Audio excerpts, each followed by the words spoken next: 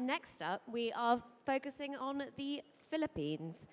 We've put together a panel of people from different categories, from government to startup to brands and corporates, to give their experience of the Philippines. Please welcome to the stage Joji Phillips of DealStreetAsia and his panel, The Philippine Story. Thank you very much.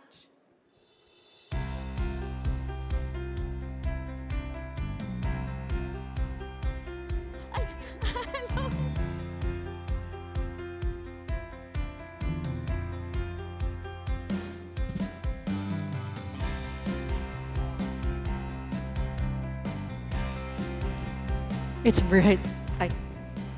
Oh, it's bright.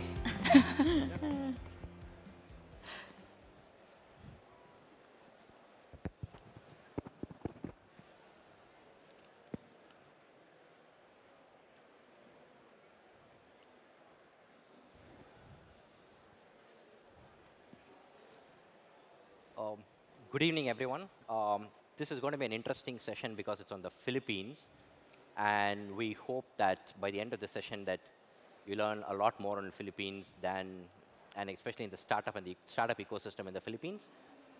In terms of the innovation happening, the entrepreneur scene in Philippines, we hope to leave you with a lot more than that you currently think is happening in the Philippines. I'm going to ask my panelists to introduce themselves, take 30 seconds, and say what they do and who they represent before we sort of get into the discussion. You can just introduce. I'm just going to ask all of you to introduce yourself. Like, take 30 seconds, tell them what you do and who you represent. I think that's the fastest way to start. Okay. Good afternoon, everyone. My name is Rafaelita Aldaba. I'm from the Department of Trade and Industry and the Board of Investments. Very recently, we just started forming a new team. It's called Competitiveness and Innovation Functional Group. It's the first time, actually, that a government office is setting up an innovation office, given our focus on innovation. So I'm Kat Chan. I'm, of course, from the Philippines, and I lead Kubo Innovation Hub. So Kubo is basically it's a platform and an end-to-end program, really, for all things related to tech startups in the Philippines. So we work from, sort of very early stage idea startups, right, all the way to startups, like with startups, right, in our community that are looking to scale regionally, gain investments, exit, all these things, right? But I think also important for this crowd is, if you want a friendly face, if you're in the Philippines or want to see how you can work with startups there, I'm very happy to talk about that. So yeah, all things startups in Philippines. Hi, everyone. My name is Joan Yao. I'm the Vice President for Investments at Kickstart Ventures. Kickstart is a corporate venture capital firm. We manage the funds of Globe Telecom, which is the largest telco in the Philippines. Most recently, we also got the mandate to manage a new fund for Ayala Corporation and its business units. It's a $200 million fund, and we're looking to invest in Series A to Series C startups from anywhere in the world. Hi, I'm Ron Host. I'm the founder of Coins.ph. We're a Philippines-based company providing mobile financial services, baseline financial services to about 8 million Filipinos. So, Rafael, let me start with you. You represent the government. And just wanted to give you some quick numbers because in terms of the GDP size, you're among the largest you have among the largest GDPs in ASEAN, second only to maybe Singapore and Indonesia. You have a population of 107 million. But when it comes to the digital internet startup space, the startups in Philippines have just got a fraction of the funding compared to rest of ASEAN. Big picture, why is that? So why has the startup scene in Philippines lagged the rest of the region? Well, you're right, Joji. The Philippines, actually, over the last 8 years, we've been growing at a remarkable rate, averaging at 6.4%. That's third to China and Vietnam. But with respect to our digital economy, you're right. We've been lagging behind a little bit. Well, if you would assess the current ecosystem in a report that was carried out by Genome, the Philippines has been classified still at the activation phase. So we have a very young ecosystem, and we still need to do a lot in order for us to move on to the next phase, which is the globalization phase. So we need to, in order for us to move to the next phase, I know that we need to put up a lot of funding, which at the moment is still at a low level. We also need to ensure that we'll be able to increase the number of startups that would exceed at the 100 million level. And of course, we need to create a more connected community. And these are exactly the issues and the challenges that we're currently faced with. And being from the government, it's actually these issues that we are focusing our efforts on. We have programs. In fact, we are currently building our innovation and entrepreneurship ecosystem, trying to link together the different stakeholders, especially the our startups, along with other large and small and medium enterprises, with government, academe, and industry. And we would like corporates to be able to link up as well with our startups. And at the same time, there are also a lot of programs that government has been implementing. So basically, it's a very young ecosystem, but with a lot of potentials. Maybe later I could dwell more specifically into the programs that we are implementing. Yeah. Katrina, let's stick to the same theme. We heard what the government is doing. You represent an innovation hub. Yes. I would like you to start with a big picture question.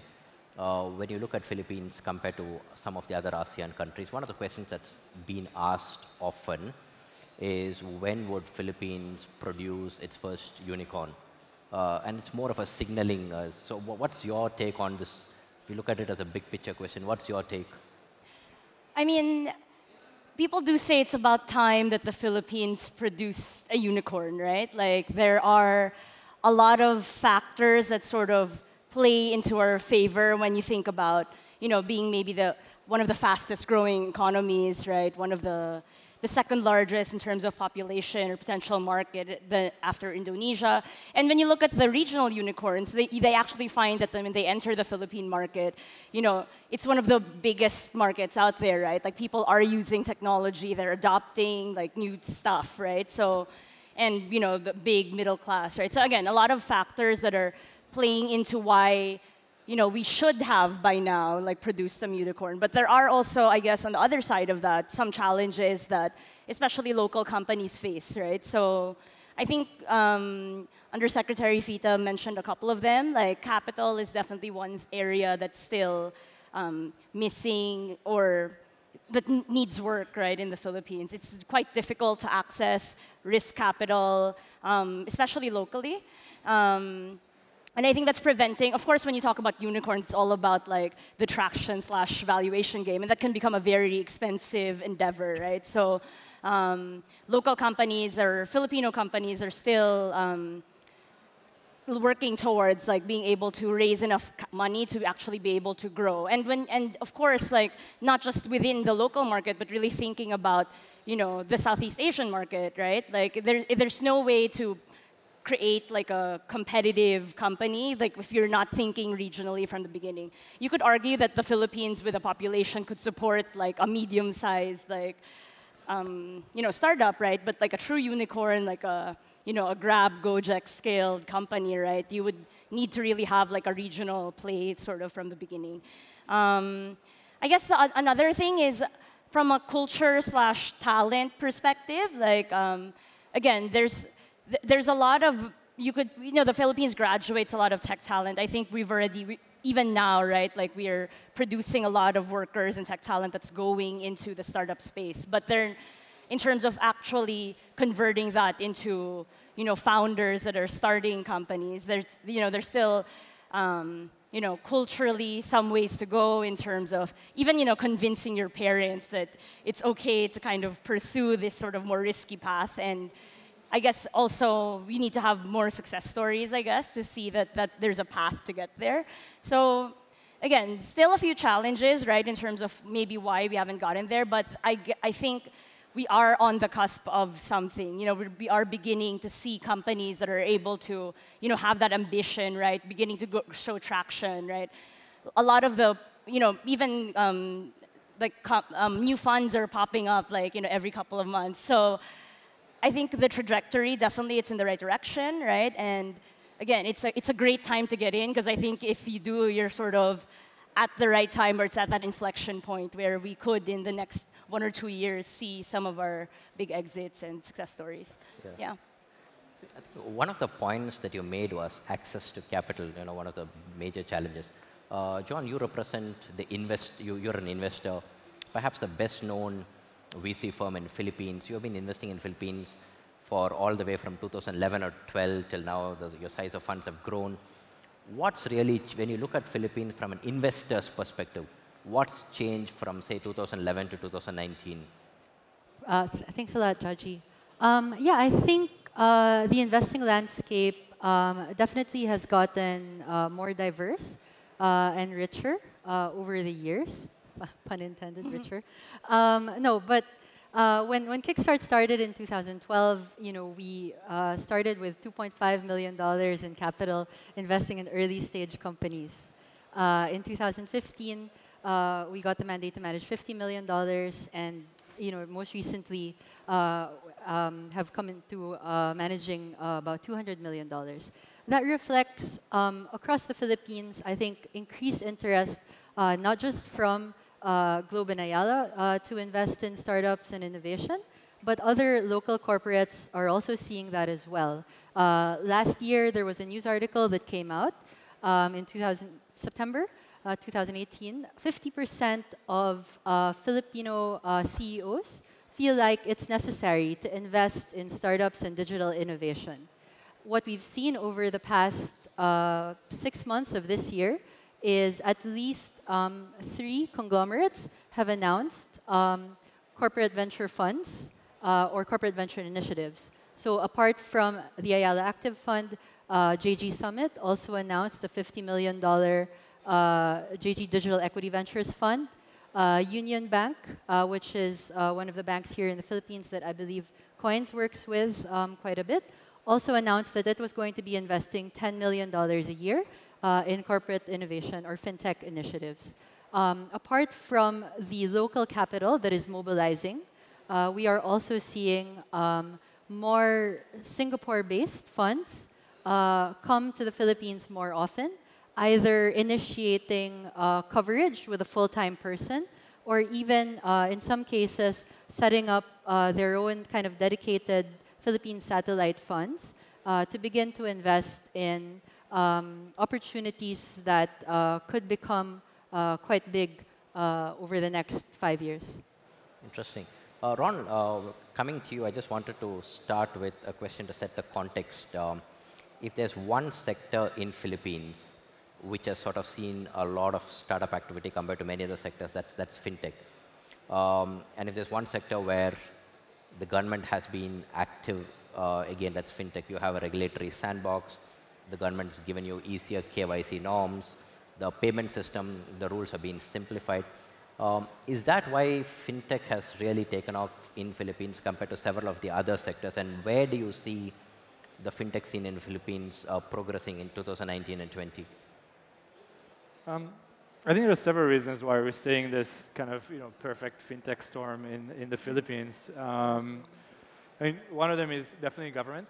I think I cannot say enough good things about the central bank in the Philippines and how they've actually helped foster this ecosystem with their test and learn approach, basically allowing fintechs to innovate and giving them room to experiment.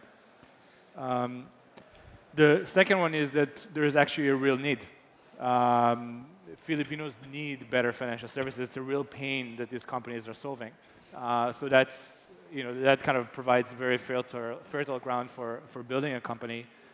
And maybe the third one is actually there is this effect. Once you see other entrepreneurs successfully raising money and things kind of engaging, the more people come, right? There's just this snowball, and it seems like fintech is the first place where that has happened. And I think I like to think kind of similar to my colleagues on the panel that we're seeing the early signs of that in other sectors, and that would help draw more entrepreneurs back to the market and draw more capital into the market.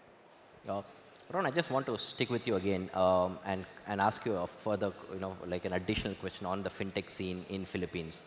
One of the things that's lost to the larger audience in Southeast Asia is how competitive the fintech scene in Philippines is. Gojek picked up a controlling stake in Coins.ph, and at $72 million, that's perhaps one of the largest deals in the startup space in Philippines. Then you have Grab that's very active there. And then you have the whole Alibaba versus Tencent battle playing out in Philippines. Alibaba is a huge investor in Mint, and Tencent is an investor in Voyager. So you have several unicorns also active, unicorn-backed startups active in the fintech space. With so much competition in the fintech space, one of the themes that we are discussing here is accelerating to the next level. So do you see some of these fintech companies in the Philippines producing a whole lot of services and products that are unique to Philippines, which can then be taken to other markets in Southeast Asia, just like you have fintech services in China and India coming to Southeast Asia? Do you see that happening in the Philippines? So, being an entrepreneur, I have this natural bias to think that, innovation typically comes from small companies, and entrepreneurs are able to kind of both be agile and actually take risk and experiment. So I do think we're going to see learnings from Philippines and technologies being built in Philippines, then replicated and built and being used throughout the region and throughout other markets that kind of face the same problems. So I think Philippines can be a thought leader and will be a thought leader in that space. I think there will be some part and role for the big companies in that as well. We're going to see consolidation. We're going to, you can kind of think about these big companies being a platform, right, for picking up somebody's startups or smaller ideas and helping them propagate through other markets. So I think both are going to play together. Yeah. John, in terms of other sectors as an investor, apart from fintech, which are the other sectors that you're really bullish on as sort of the Philippine economy continues to grow and as you accelerate? Where would you like or where would you prefer to commit capital to? Got it. Thanks a lot. So Kickstart, kind of through our history, has been kind of quite heavily investing actually in B2B solutions. So things around that address corporations' needs to digitize their processes. We've invested heavily in that sector so far, and we continue to see a need for that in companies in the Philippines and across Southeast Asia.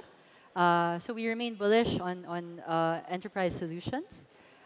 Besides that, I am excited about, let's say, e-commerce. Because 7 years ago, there weren't so many Filipinos transacting online. Today, through the kind of efforts and spending, frankly, of companies like Lazada and Shopee to bring tens of millions of Filipinos online, you now have 10, 20, some estimates even put it at 30 million Filipinos who now have that habit of going online and buying something. So that's, I think, a huge opportunity now that you have everybody accustomed to shopping online, now that you have more payments and logistics infrastructure built up. How can we develop more homegrown startups that meet these consumers' needs, right? And then perhaps the last space that I'm also excited about where we're seeing some interesting things happen is in kind of media, new media content, advertising. Whether it be live streaming, gaming content. The Philippines has 30 million gamers. we Filipinos spend the most time online in the world, 10 hours a day. You know, and so, okay, like we know that they're there, you know, how do we get to them? What can we sell to them? What can they be watching? That's of value. Yeah. Now, Katrina, from the fact, because you come from an innovation hub, you talk to a lot of founders. Right. One of the things that has worked for the rest of Southeast Asia, ASEAN countries, is a lot of founders or entrepreneurs coming back from the valley to sort of launch startups in their respective countries.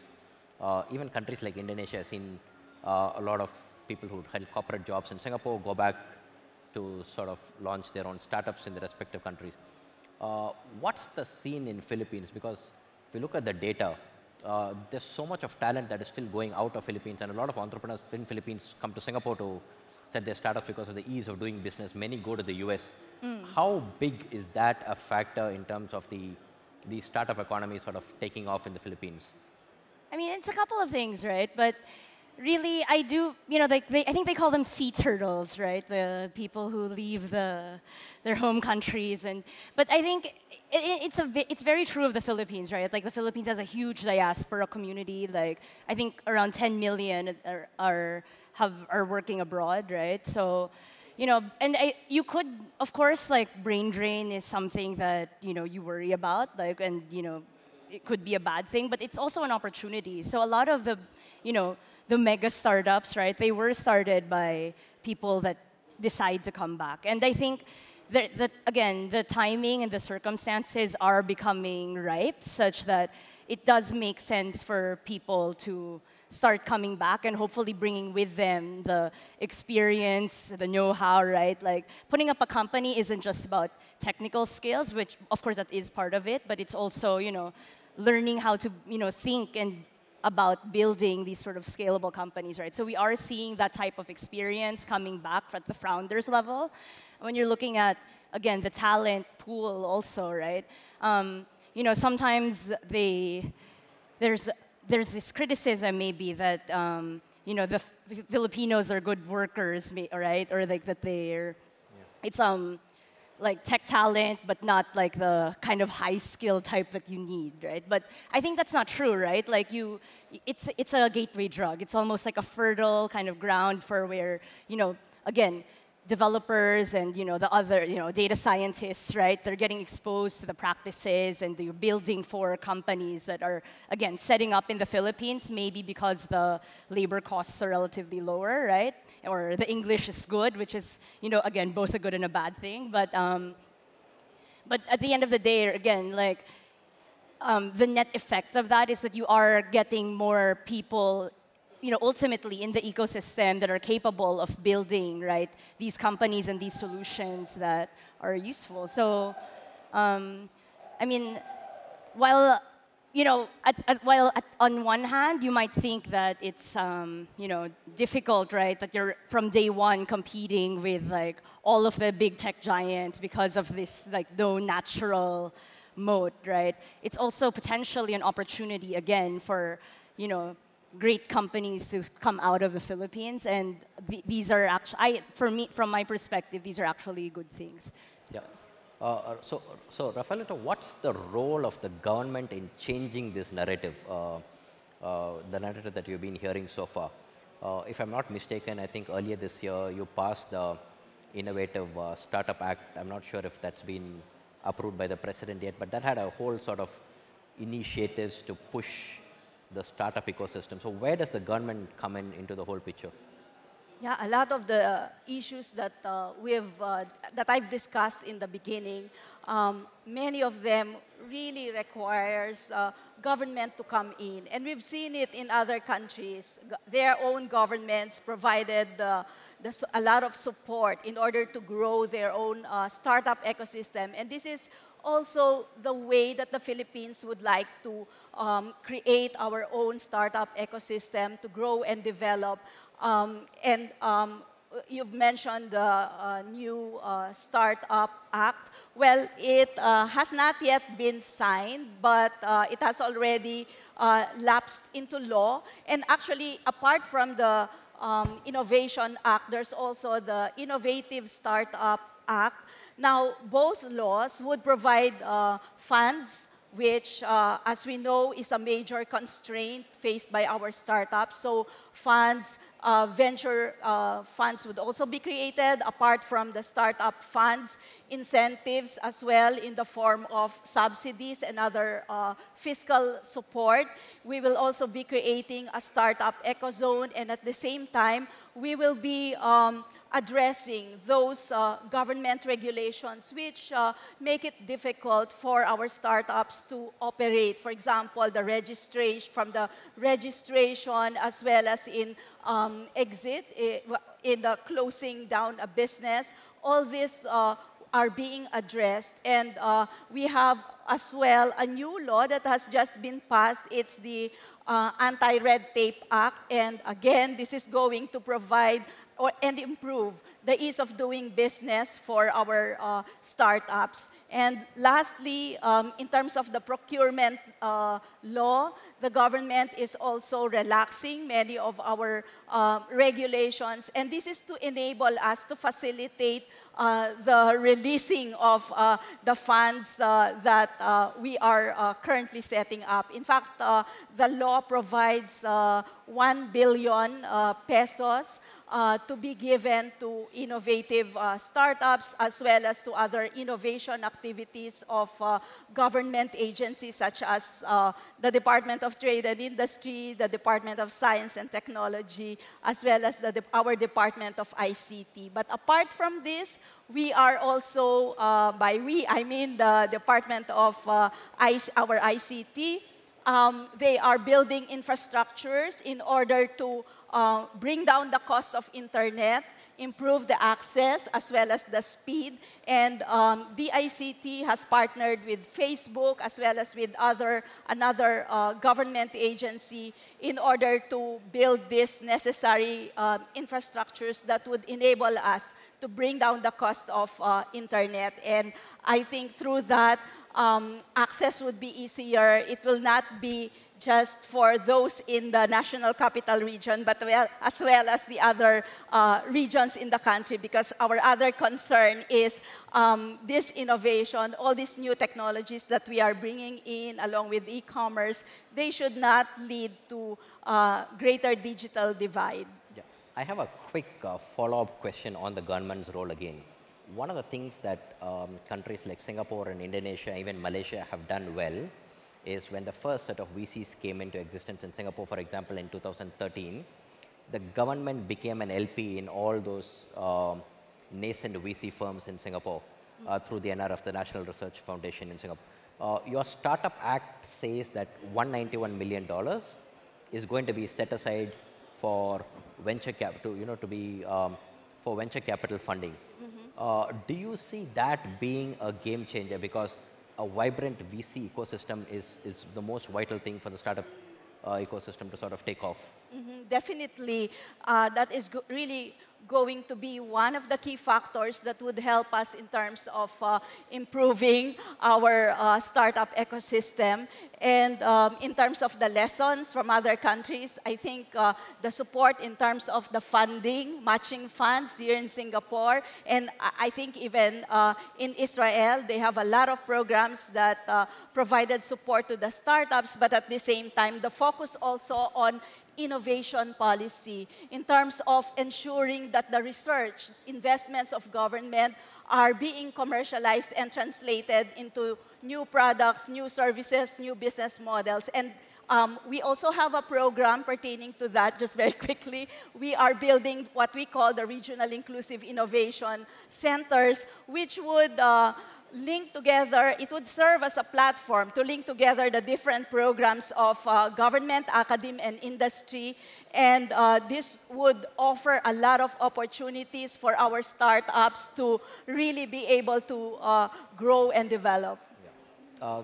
Katrina, quick question to you. When we talk about innovation, we talked about a lot of startups, but one thing that we have not mentioned is Philippines has a $25 billion outsourcing industry.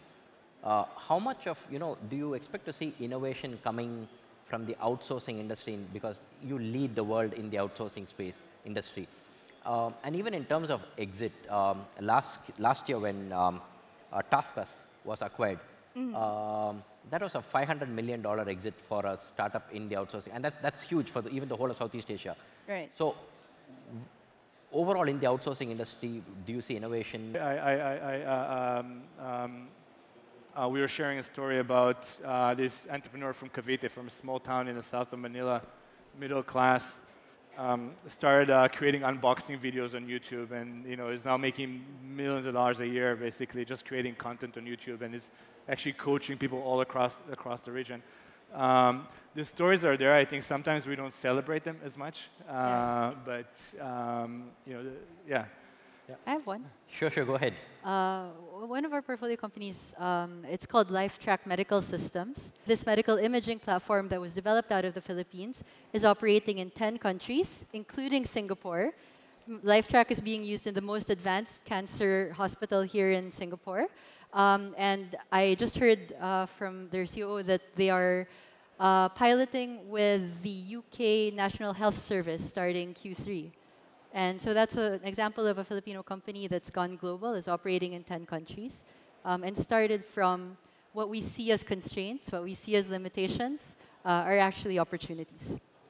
Yeah. Anything you would like to add, Katrina? I mean, one of the things that to think about for the Philippines also is in the latest startup genome, you're in the top 5 countries in the world, I think in terms of bang for buck, they like to call it, right? So I think, again, a theme that we've had here is that I think there are lots of things that are constraints, maybe, quote unquote, but are actually opportunities. And it's really about shifting that mindset to think about it in that way, right? Like and maybe, again, some of these things aren't the sexiest, right? Sort of problems, but at the same time, like, there are more places in the world that are, there are more problems like the ones being encountered, right, in Manila or in places like that could really be solving sort of global issues, right? So, and I think the Philippines is a great place to potentially have a solution like that take off. So, yeah, that's my last thought, I guess.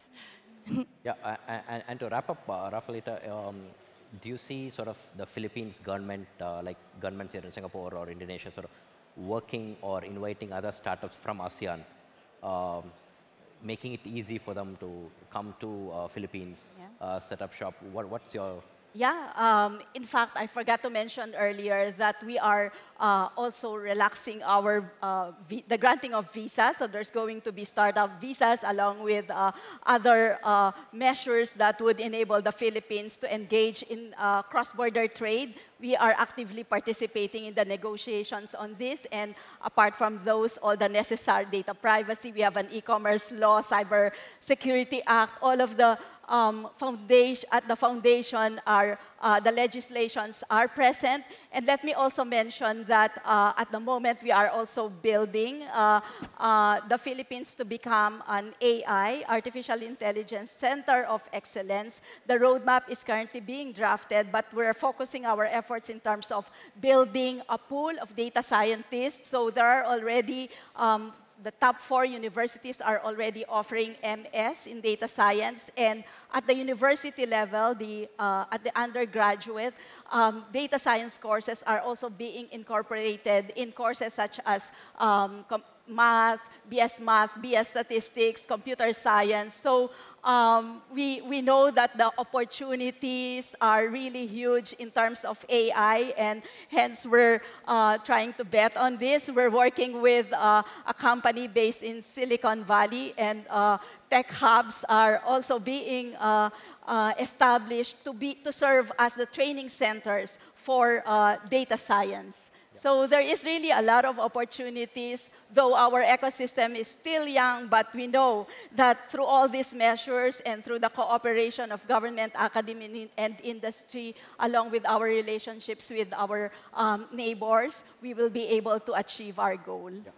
We've run out of time, so we'll have to wrap up the session. We have already overshot, but thank you all for joining me on this panel. Thank you very much. And I hope we've given you a glimpse of what's happening in Philippines.